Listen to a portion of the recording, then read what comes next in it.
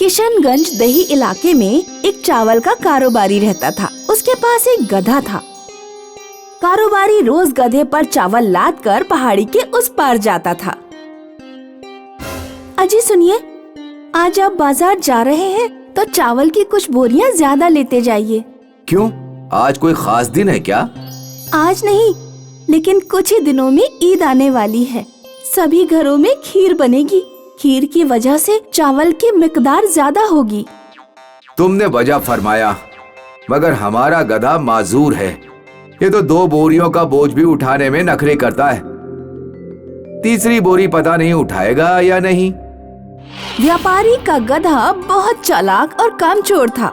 जब कारोबारी उस पर बोरियां डालकर उसे अपने साथ ले जाता तो गधा बीच राह में किसी भी जगह पर बैठ जाता और उठता ही नहीं। अरे उठ जा भाई, उठ जा, क्या हो गया है, क्यों बैठ गया? कारोबारी गधे को चने खिलाता, पानी पिलाता, तब जाकर गधा कहीं खड़ा हो पाता। गधे ने जब उस दिन सुना कि मालिक मुझ पर 3 बोरियां लदवाने वाले हैं, तो वो काम चोरी करने के तरीके सोचने लगा। मालिक की बीबी ज्यादा दिमागदार बनती है। 3 बोरियां तो मैं पहाड़ी पर बिल्कुल नहीं ले जाऊंगा। कारोबारी उस दिन एक डंडा अपने साथ लेकर निकला। अगर आज ये गधा कहीं रास्ते में बैठा तो इसके पुष्ट पर डंडा लगाऊंगा मैं। गधा हमेशा की तरह बीच रास्ते में बैठ गया। कारोबारी ने कसकर डंडे पुष्ट पर बरसाए। गधे को अपने मालिक पर बहुत गुस्सा आया। आज तो मालिक का नुकसान कराकर ही रहूंगा। पहाड़ी से पहले एक नहर पड़ती थी। कारोबारी जब गधे के साथ नहर पार कर रहा था तो गधा नहर के बीचों बीच बैठ गया। सारी चावल की बोरियां गीली हो गईं। अरे, पूरी मेहनत मशक्कत बेकार कर दी इस गधे ने। गीले चावल तो कोई दुकानदार नहीं खरीदेगा। कारोबारी उस दिन चावल की बोरियां नहीं ले जा पाया, क्योंकि पहले उसे चावल सुखाने पड़े। अब तो गधा रोजाना यही करने लगा। जब भी वो नहर में पहुंचता, बैठ जाता और चावल की बोरियां गीली हो जाती। कारोबारी अपने गधे से बहुत परेशान था। एक रोज रास्ते में व्यापारी को एक मौलवी मिला। आज इस कारोबारी इंसान की इम्तिहान लेता हूँ। बेटा, बेपनाह भूख लगी है, क्या कुछ खाने को दोगे? कारोबारी ने 5 किलो चावल अपनी बोरी से निकालकर मौलवी को दे दिए। माफ करना मौलवी जी, चावल गीले। कोई बात नहीं बेटा, वैसे भी मैं जब इन्हें पकाऊंगा तो ये गीले हो ही जाएंगे। लेकिन तुम्हारी बोरियां गीली कैसे हो गईं? कारोबारी मौलवी को सारी बात तफसील से बताता है।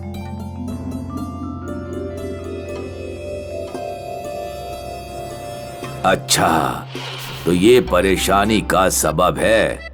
मौलवी कारोबारी को 3 तिलिस्मी गधे देता है। इन तीनों गधों की कुछ ना कुछ खासियत है। एक गधा कितना भी बोझ लेकर चल सकता है, दूसरा गधा बहुत दूर का देख सकता है, और तीसरा गधा इंसानों की जुबान बोल सकता है। कारोबारी तिलिस्मी गधों को पाकर बेइंतहा खुश हो गया। कारोबारी ने अपने पुराने गधे को अस्तबल में छोड़ दिया और तीनों नए गधों के साथ खरीद फरोख्त शुरू कर दी। कारोबारी बोलने वाले गधे पर खुद बैठ जाता और बाकी दोनों गधों पर बोरियां लाद देता। इस तरह उसके कारोबार में तेजी से इजाफा होता है।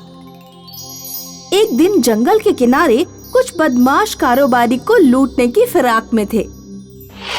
दूर तक देखने वाले गधे ने फौरन ये इत्तला बोलने वाले गधे को दी। बोलने वाले गधे ने अपने मालिक को सारी बात बता दी।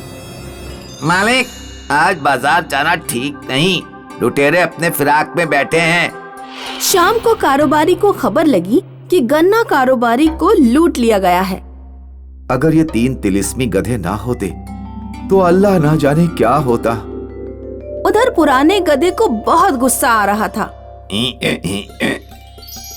ये तीनों मालिक के प्यारे बने बैठे हैं, मैं इन्हें जिंदा नहीं छोड़ूंगा।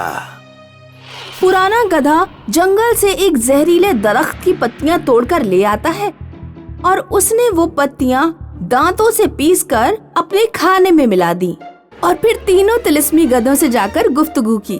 भाइयों, आज मेरा खाना नौश फरमाने का दिल नहीं है, बदहजमी हो रही है।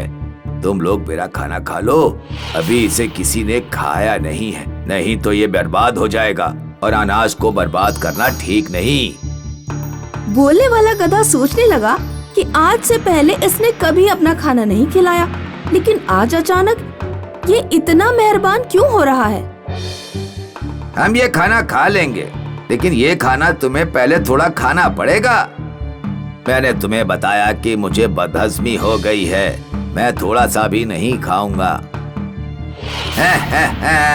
हाँ, हम गधे हैं, तो क्या तुमने हमारी अकल को भी गधा समझा है? बोलने वाला गधा सारी बात अपने मालिक को बताता है। कारोबारी पुराने गधे के खाने को एक चूहे को खिलाकर देखता है। चूहा खाते ही मर जाता है। अब इस गधे को यहाँ रखना ठीक नहीं है। कारोबारी पुराने गधे को एक धोबी को बेच देता है। धोबी बहुत सख्त था, वो खूब ज्यादा बोझ गधे पर लादता और गधे को डंडे से बहुत मारता। अरे मर गया रे बापू, काश मैंने खाने में जहर ना मिलाया होता तो मैं अपने पुराने मालिक के पास आराम से रहता। दोस्तों, इस अफसाने से हमें ये इल्म हासिल होता है कि जो दूसरों के लिए गड्ढा खोदता है वो खुद ही उसमें गिर जाता है। से दिनों की बात है, तिब्बत पर हुकूमत करता था एक तिलिस्मी ज़ईफ इंसान। येन था उसका नाम। वो बहुत ही मोहब्बती और मददगार था। चंद रोज की गुफ्तगू है। येन अपने बिस्तर पर तशरीफ फरमा रहा था और तभी आसमान से सदा बुलंद हुई। येन, अब तुम्हारा खातिमा करीब है। येन इस तफद्दुक में तसव्वुर करने लगा कि मेरे बाद तिब्बत का क्या होगा। वो अपने तिलिस्मी प्याले के नजदीक गया और उसने फरमाया, तिलिस्मी, तिलिस्मी, प्याले तिलिस्मी, बताओ बताओ कौन है जो मेरे जैसा, जो मैं अपने उसे तख्त ताज दे सकूं। तिलिस्मी प्याले में वायु दिखा।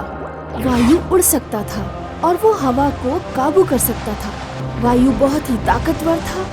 ये देखकर येन खुश हो जाता है और फिर यकायक वायु आग में तब्दील हो जाता है। आग के पास लपकों की कुव्वत है। आग उसे जला नहीं सकती और वो आग पर काबू कर सकता है। येन बहुत खुश हुआ। उसे लगा कि आग हवा से बेहतर है और तभी आग पानी में बदल गई। पानी के पास पानी की कुव्वत थी। वो पानी पर चल सकता था, बारिश बरसा सकता था। अब येन को समझ नहीं आ रहा था कि उसका तख्तो ताज कौन संभालेगा, आग, पानी या हवा। येन तफद्दुक में पड़ गया और उसने फैसला किया कि वो तीनों तलस्मात से मिलेगा और फिर अपना फैसला लेगा। उसने अपनी तिलिस्मी छड़ी को इशारा किया और तीनों भाइयों की गार में पहुंच गया। तीनों तिलिस्मात साथ में खाना नोश फरमा रहे थे।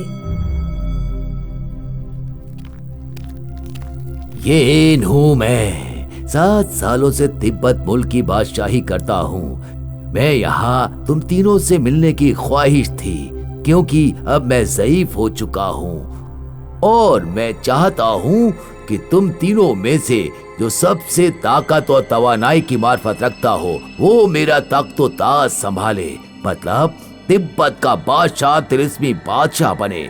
लेकिन तुम तीनों में से सबसे ताकतवर तिलिस्मी है कौन? मैं सबसे ज्यादा ताकतवर हूँ। मैं सब कुछ जला सकता हूँ पर खुद नहीं जलता। मैं भी तवानाई जौहर दिखा सकता हूँ, लिहाजा मैं हवा का रुख मोड़ सकता हूँ और मैं उड़ भी सकता हूँ। और मेरे पास ताकत और तवानाई है। मैं आग हूँ, बारिश बरसा सकता हूँ और पानी पर चल सकता हूँ। मैं इन तीनों को हुनर की सलाहियत का जायजा लूंगा और खुद मालूम करूंगा कि तुम तीनों में से सबसे ज्यादा ताकतवर तिलिस्मी है कौन। लेकिन इसके लिए तुम तीनों को कल मेरे साथ जरात में चलना होगा। दूसरे दिन तीनों तिलिस्मी भाई येन के साथ जरात में हम रहा होते हैं। जरात में उन्हें एक खूंखार शेर मिलता है। शेर को देख येन घबराता है। शेर ने तिलिस्मियों का शिकार करना चाहा और जैसे ही शेर ने छलांग लगाई वैसे ही आग ने शेर को खाक कर दिया। बहुत खूब आग, तुमने हम सब की जिस्त बचाई। तुम वाकई ताकतवर हो। येन को आग का ये हुनर देख बहुत अच्छा लगा। वो लोग आगे की सिमत चलने लगे। थोड़ी दूर चलने पर उन्हें राह में एक दलदल नजर आया। येन तफद्दुक में पड़ गया कि अब हम दलदल की दूसरी जानिब कैसे जाएंगे। तभी हवा ने आसपास पड़े हुए पत्थर देखे और उन सब को एक कतार में लगा दिया, जिससे एक राह मुंतखब बन गई। हवा, बहुत अच्छे, तुमने तो एक नया रास्ता बना दिया। तुम भी बहुत ताकतवर हो। येन को हवा की समझदारी दिलशाद कर गई। कुछ दूर और चले तो यकबायक आग के शोले नजर आए। जरात में आग फैल रही थी। तभी आग ने बारिश बरसाई और आग के शोले बुझ गए। बहुत अच्छे, जल तुमने तो पूरा का पूरा जरात बचा लिया। तुम भी बहुत शक्तिशाली हो। अब येन तफद्दुक में पड़ गया कि तीनों भाइयों में से सबसे ताकतवर कौन है, आग, हवा या आप। येन ने थोड़ी देर तालाब के किनारे आराम करने का हुक्म दिया और आराम करते वक्त येन की नजर एक तोते पर पड़ी जो परों को फैलाए हुए उड़ रहा था। फिर येन की नजर एक सांप पर पड़ी जो बहुत फुर्ती से रेंग रहा था और फिर येन की नजर पास ही तालाब में मछलियों पर पड़ी जो बड़ी ही ललक से तैर रही थी। और अब येन की समझ में आ गया, तुम तीनों भाई अलग हो। जैसे इस जरात में रहने वाले ये मखलूक, ये देखो, सांप, तोता और मछली। न सांप उड़ सकता है, न मछली रेंग सकती है और न तोता पानी में तैर सकता है। सबकी अपनी अपनी खासियत है। तुम तीनों के तीनों अपने अपने हुनर में मारिफत हासिल रखते हो। मैं तुम तीनों को तिब्बत ले जाऊंगा और तुम तीनों मेरी तख्तो ताज को संभालोगे। येन सबसे ज्यादा ताकतवर तिलिस्मी कौन है ये फैसला नहीं ले पाया क्योंकि तीनों अलग अलग पायदान पर थे। येन को ये समझ में आ गया कि वो तीनों भाइयों की बराबरी एक दूसरे से नहीं कर सकते क्योंकि तीनों तिलिस्मी अपने अपने हुनर के मारिफत रखते थे। इसीलिए कहते हैं कि अपनी अपनी ढपली और अपना अपना साज। हमें किसी और से बराबरी नहीं करनी चाहिए।